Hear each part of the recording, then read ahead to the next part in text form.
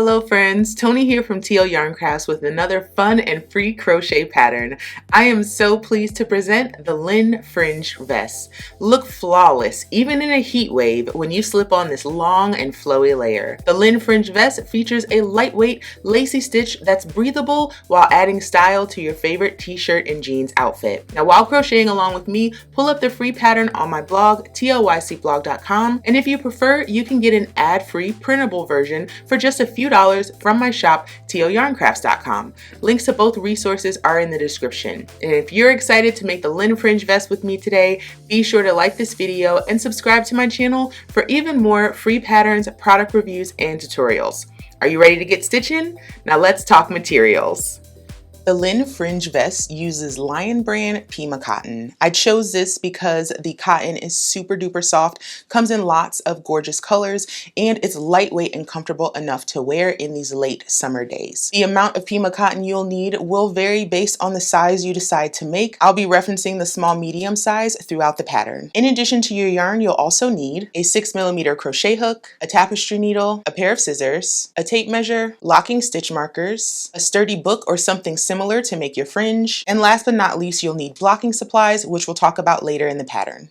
I'll be using a solid colored yarn and a slightly smaller hook just for the sake of this tutorial. We'll start with a slip knot, place that on our hook, and we need to begin with the chains for the width of the back of our vest. To make your chain, you'll yarn over, pull up the loop, yarn over, pull up the loop. Repeat this until you have the number of chains necessary for the width of the back of your project. This is listed in row 1 of the back on the pattern. Once you have the correct number of chains on your hook, we want to find the 4th chain from our hook to place our first extended single crochet. So the loop on your hook does not count as a stitch, so we're going to count 1, 2, 3, 4 chains and place our first extended single crochet there. I'm going to insert just under this top loop, yarn over and pull up a loop. I have 2 loops on my hook. Yarn over, pull through 1 loop, yarn over, pull through both loops. That's how we'll make our extended single crochet stitches. We'll follow that with a chain 1. We'll skip the next chain, extended single crochet in the following chain. Again, we'll insert, yarn over, and pull up the loop, yarn over, pull through 1 loop, yarn over, pull through both loops. Follow that with a chain 1, skip 1, extended single crochet in the next chain. And we'll repeat that down the line. Skip 1, extended single crochet in the next. Skip 1, extended single crochet in the following.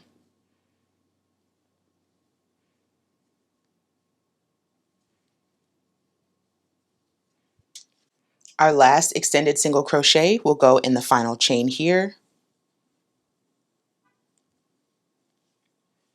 This is what your first row should look like. Now we can move on to row 2. For row 2, we'll start with a chain 3. This counts as our first extended single crochet plus a chain 1. Turn your work. We'll want to skip the extended single crochet here at the base of our chain. Skip this chain space as well, and we want to place our next stitch in the next extended single crochet. Make sure you're not working into the spaces between stitches. Instead, you can see here there's a little V. We want to insert our hook into that V and place our next extended single crochet there. So we're going to insert, yarn over and pull up the loop, yarn over, pull through 1, yarn over, pull through both. Followed by a chain 1, extended single crochet in the next stitch, extended single crochet in the following stitch. And we'll repeat this across the line. Join me when you get to the turning chain and I'll show you what we do there. So now we've made it to our turning chain. If you recall, when we started our project, we placed our first extended single crochet in the 4th chain from the hook. That means we have 3 chains remaining here. So we'll want to place our last extended single crochet in the 2nd chain of the turning chain. Now, if you can't find it, you can just dip down into this space. But I do like to work into my turning chain, so I'm going to place my last extended single crochet in the 2nd chain of my turning chain. Now I can continue in my pattern, starting with a chain 3, turn your work, extended single crochet in the 2nd stitch of the row, chain 1, extended single crochet in the following stitch, chain 1, and repeat this down the line. So we're going to continue working in our extended single crochet mesh until our project measures the length necessary from your size as listed in the pattern. You'll want to measure from the very beginning of this chain all the way up as you continue to add fabric to your project. I'm going to continue working on my little sample here. You keep working on yours and join me when you're ready to start the front side A. Once you finish working all of the rows for your back panel, we need to place stitch markers to indicate where our front panels will go. In the pattern, it's going to tell you what numbered stitch you're meant to place a stitch marker. Now, when you're placing your stitch marker, make sure you place it in the actual stitch and not in the space. So I'm just going to pick a couple spots here on my little swatch, and then we can return to our live loop here and work the front panel A.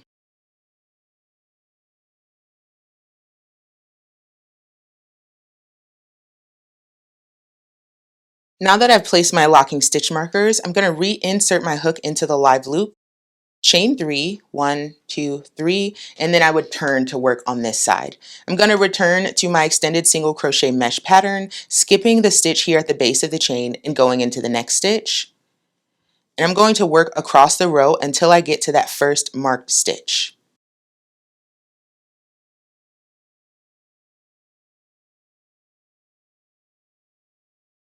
Once I get to that marked stitch, I'm actually going to place my last stitch into that marked stitch, and that's going to complete that first row for front side A.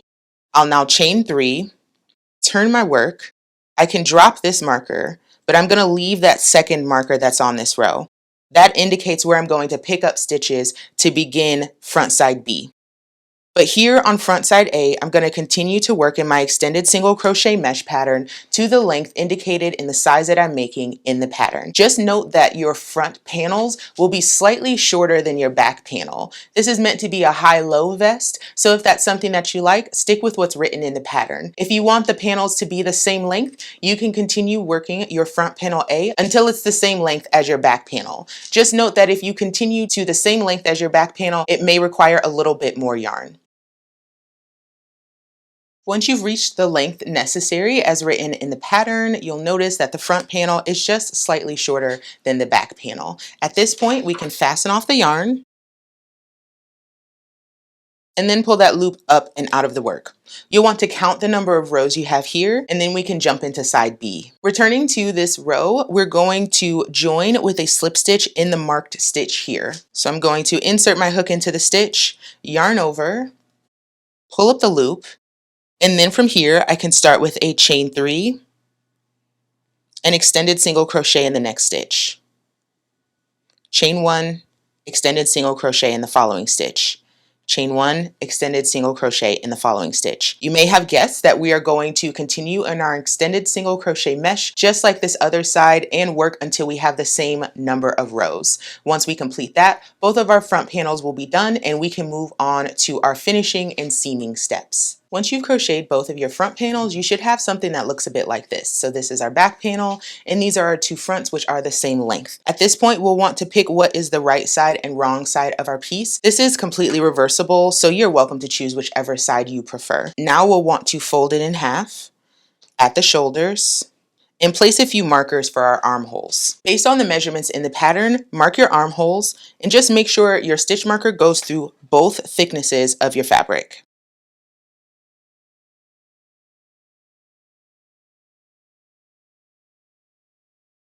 Then we want to measure down from the marker of our armhole to where we want the split to be here at the bottom. I'm going to place mine here, but again, you can use the exact dimensions that are listed in the pattern.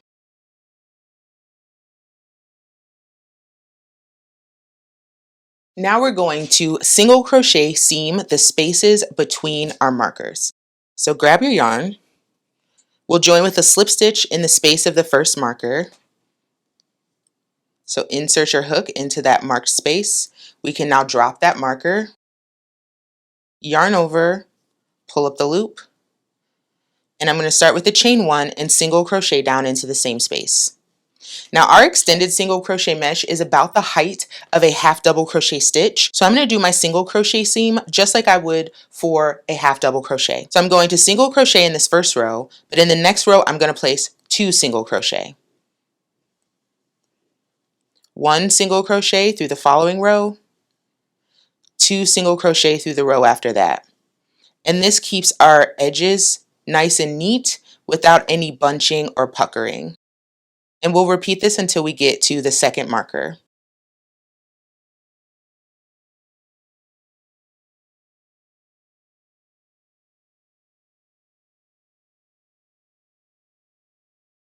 One more stitch here. Now we can drop our hook, fasten off, and that first seam is done. And we can take out this marker. And then we'll repeat this for the other side. Our next step is to create a single crochet seam around the front opening and also the armholes of our vest. Since we're going to be flipping this to the right side facing, now is actually a great time to stop and weave in our ends. Now with my ends weaved in, I'm going to flip my vest to the right side out. So you can see we're essentially done, but I added some steps to even out our stitches along the front opening and armholes of our vest. Also, we haven't blocked yet, so you can see that our single crochet seams are still a little bit bulky, but that will soften out in the blocking stage. Now we're going to single crochet around our armhole openings. Consider that we are working in row ends, so the same way that we single crochet seamed down here, we're going to keep up that same exact pattern with single crochets around the arm opening. So first we're going to join with a slip stitch at the base of our arm opening. So I'm going to insert actually into the loops of this seam, just like that. Yarn over, pull up that loop, chain one, and jump right into my one stitch in the next row, two stitches in the following row. And we're going to repeat that pattern around. Single crochet in the next row, two single crochets in the following row.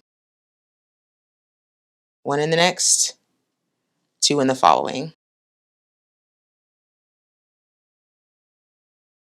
So we're back around to the beginning of the row. I'm going to lift that loop up and out, fasten off the yarn, and then I'm going to do an invisible join here so it'll be less obvious where this single crochet seam is. So let's tighten down a little bit. I'm going to find the first single crochet of this seam, insert my needle under both loops, pull up that loop, and then insert my needle through the back loop of the last stitch I just completed.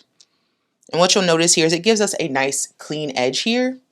I'm going to then slip this tail into the wrong side of my work and weave it in.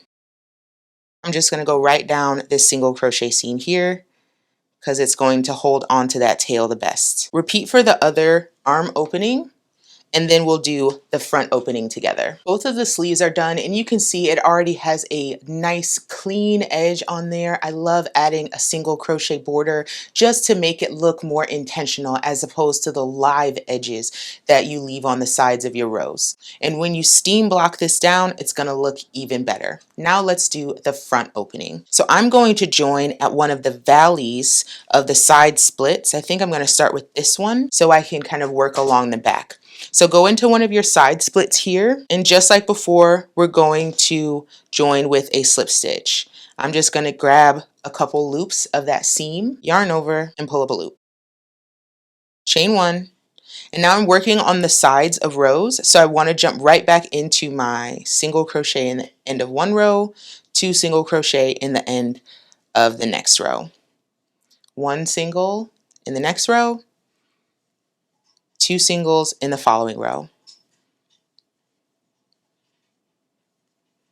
There's one and two, and where's that at? Oh, there it is. One in the following, and then we have one and two here. I'm going to chain one and rotate to work along this bottom edge. I'm just going to place single crochet stitches evenly along this bottom edge. I'm not going to worry about trying to catch every single chain because you'll barely be able to tell. If you find that you have any kind of puckering, bunching, if your project starts to fan out, that means that you're adding too many or too few single crochet stitches. So just rip those out and do it again. I'm here at the corner, so I'm going to chain one, rotate, and again I'm working into row ends. So I'm going to do one single crochet in that first row, two single crochet in the following row, one in the next row, two in the following row, one in the next row, two in the following row.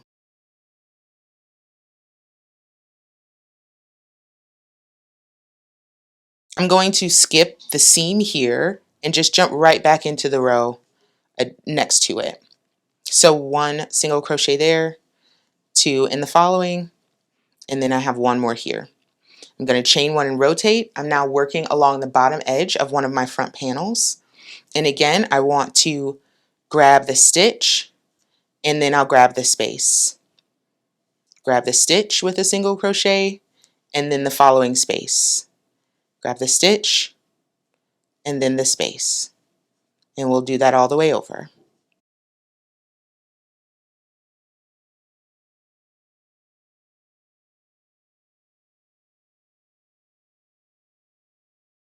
Now I'm at the corner, I'll chain 1 and rotate. Now I'm working along the front opening of my vest, and we're going back to that working in row end. So we're going to do 1 single crochet in the next row and 2 in the following row. 1 in the next row, 2 in the following row, until we get to the back neck.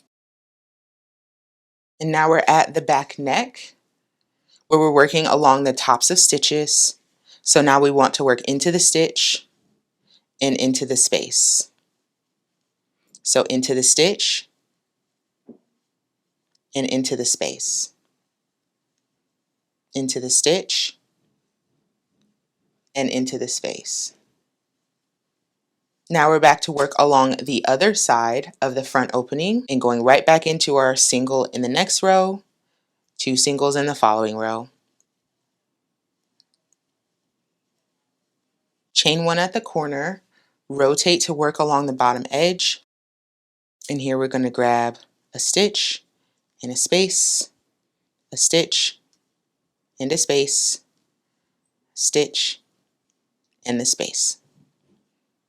We're in the home stretch now, chain 1 and rotate, and we've just got this last bit here to work to the valley of that split. So we're going to do 1 at the end of that row, 2 at the end of the next row, 1 at the end of this row, and I'll just stick 1 more here, that's fine.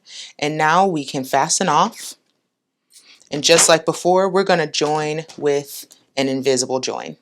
Thread the tapestry needle, find the first single crochet of the round. So this is the slip stitch where we joined, but we actually want the single crochet here. So we're going to insert under both top loops of that single crochet and pull through, and then go back to the single crochet we just completed and go through just the back loop of that stitch. Pull through. Look at that. It's like magic. It's so pretty. Oh gosh, it looks so good. Okay, great. And now we're going to thread both of these and tuck in this tail, just like this.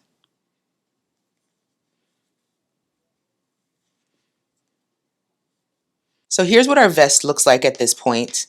Our single crochet seam, as well as our single crocheting around the body, have left this a little lumpy, a little bumpy, but we know that the dimensions are right. So what we need to do now is steam block our project. You have 2 options here. What I did with the original sample is I put it on a mannequin, and the weight of the cotton allowed me to steam block it, and everything fell into place. If you're making yours tiny like mine or with acrylic yarn or something else, you might want to lay it down to steam block it, and that's what I'm going to do here in this tutorial. So let me grab my steam blocking supplies. To block my project today, I have a blocking board. You'll need obviously many more interlocked together for your full-size project. I also have some rust-proof T-pins here that I'll use to pin everything in place, and I'm also currently heating up my garment steamer, but you can also use a steam iron for this step. So the first thing I'm going to do is pin this down. You'll want to reference the pattern for the exact dimensions of what your project should be, but just pin it to its dimensions or just as close to being squared off as possible. So now that we've got everything relatively pinned down straight, we're going to steam it. So with this steamer, I can pull that trigger down and lock it and get continuous steam. So I'm going to steam my project, paying especially close attention to all of my seams and my border, because these are the pieces that are going to make this look uneven if I don't attack it with some steam. I'm also going to steam down the body of all of my panels, and that's going to add drape to my project.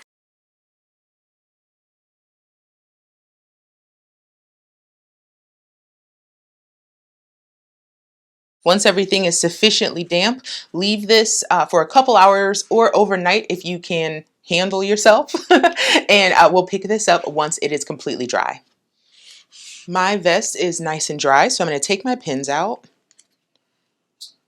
And now I can make my fringe. But what you'll notice is that we have a nice drape here. Our seams are very soft and pliable. And also we've got a much more even line going around the opening of our vest as well as the bottom. So blocking does make a huge difference even in a project like this. So please, please do not skip that step. It's time to make some fringe. So I've got a sturdy book here, and I'm going to grab my yarn and just begin wrapping it around the book several times. Be sure not to pull the yarn too tight, because if you do, once you cut it, it's going to spring back and it's not going to be as long as you're expecting it to be. So I'm not counting how many wraps I'm doing here.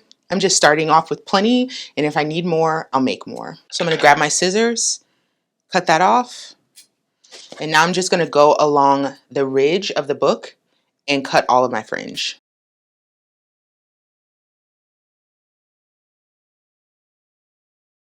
So this is especially long for this vest, obviously, but this is about how long you'll want your fringe to be for your actual vest. I went with 11 inches on the fringe for the original pattern. So what we'll do now is we'll grab 2 lengths of fringe, even them out as best as you can unless you're planning to trim them. And then we're going to start grabbing these single crochet stitches here. So I'm going to start with the stitch at my furthest corner, insert my hook through, yarn over, pull through, and then pull those lengths through the loop to create my fringe, just like that. And I'm going to put fringe in every other single crochet along this front opening. So this is the single crochet I just put my fringe in. This is the one I'm going to skip. I'm going to place my next fringe into this stitch here. Inserting from back to front, put the loop over, pull through, and then you can pull the tails through. And we'll do that for every other single crochet along both of our front panels. So that is the first side done. Let's repeat this for the other panel, and then when you go to do your back panel, make sure you flip your project over. That'll make sure that the knots from your fringe are facing the right side of your project. If not, you're going to see the backs of your knots instead of the front. So go ahead and continue fringing the rest of your project. Make sure you're adding your fringe to every other single crochet, otherwise it will just get really bunchy and busy. Now I've attached all of my fringe, and I'm not gonna lie, the dimensions on this tiny little vest with this long fringe is giving me life today. I absolutely love it. Now if you find that your fringe is a little bit wrinkly, a little bit crinkly, you can go over it with your garment steamer. Surprisingly, my yarn is pretty straight, so I'm gonna leave it be. You can also trim up the ends if you want to, but I think I'm gonna leave it just as it is, my friends. And that is the Lynn Fringe vest. I can feel it in my bones that you did a fantastic job with yours, and I can't wait to see it. You can tag at TL Yarncrafts on Instagram and also use the hashtag TLYC Makers, and then come show off your amazing work in my Facebook group of the same name, TLYC Makers. Thank you so much for joining me for this tutorial, and I can't wait to see you for the next one. Bye.